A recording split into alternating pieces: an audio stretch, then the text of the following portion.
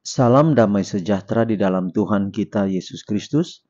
Shalom, selamat pagi dan semangat pagi. Jumpa kembali dalam renungan pagi kita untuk hari ini, Senin 5 Juni tahun 2023. Dan pekabaran firman Tuhan kita di pagi ini dengan judul Hati Kita Disegarkan. Sebelum kita lanjutkan, mari berdoa. Bapa di surga, terima kasih atas semua kebaikan-Mu di dalam kehidupan kami hingga di pagi hari ini. Kami akan dengarkan pekabaran firman Tuhan. Biarlah firman-Mu boleh menjadi berkat di dalam kehidupan kami.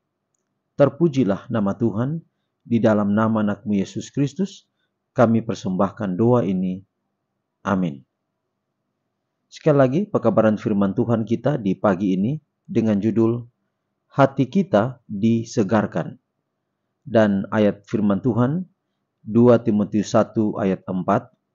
Dan apabila aku terkenang akan air matamu yang kau curahkan, aku ingin melihat engkau kembali supaya penuhlah kesukaanku.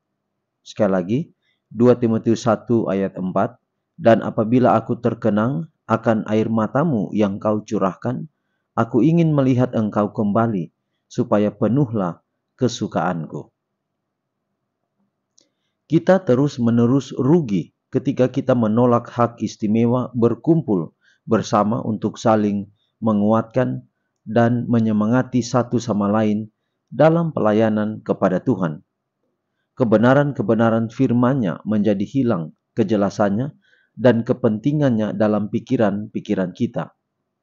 Hati kita tidak lagi diterangi dan dibangunkan oleh pengaruh yang menyucikan dan kita menurun dalam kehidupan kerohanian. Dalam pergaulan sebagai orang Kristen, kita kehilangan banyak hal karena kurangnya simpati terhadap satu dengan yang lain. Orang yang menutup dirinya hanya untuk dirinya sendiri tidak sedang menggenapi tempat yang Tuhan rencanakan baginya. Pertumbuhan yang baik dari elemen-elemen sosial dalam karakter kita akan mendorong kita untuk bersimpati dengan orang lain dan menjadi suatu cara untuk mengembangkan dan memperkuat kita dalam pelayanan kepada Tuhan. Jika orang-orang Kristen bergaul bersama, saling membicarakan satu sama lain tentang kasih Tuhan dan tentang kebenaran penebusan yang berharga, maka hati mereka sendiri akan disegarkan dan mereka akan saling menyegarkan satu sama lain. Kita semua adalah anak-anak dari satu Bapa yang saling bergantung satu terhadap yang lain untuk memperoleh kebahagiaan. Tuntutan-tuntutan Allah dan kemanusiaan ada di atas pundak kita. Dengan mengusahakan pemeliharaan yang sepantasnya atas unsur-unsur sosial dari sifat kita akan menyebabkan kita merasa simpati kepada saudara-saudara kita dan memberikan kepada kita kebahagiaan dalam usaha menjadi berkat bagi orang lain. Jadi saudaraku, hati kita disegarkan ketika kita terus-menerus datang kepada Tuhan. Walaupun tantangan hidup kita hadapi begitu banyak, begitu besar, tetapi ketika kita selalu setia kepada Tuhan, datang kepada Tuhan, maka hati kita selalu dipenuhi dengan sukacita, dengan kesukaan. Karena kesukaan Tuhan curahkan memenuhi hati kita. Hati adalah pikiran.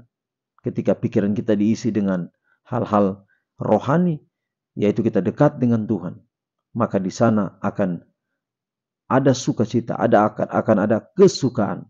Karena Tuhan membantu kita menghadapi tantangan hidup. Kita bisa menyadari bahwa ada kesukaan, ada sukacita yang kita boleh nikmati di sana.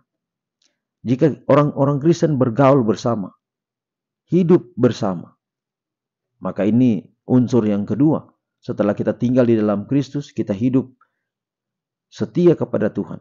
Yang kedua adalah bagaimana kita membangun hubungan dengan sesama kita, di sekitar kita.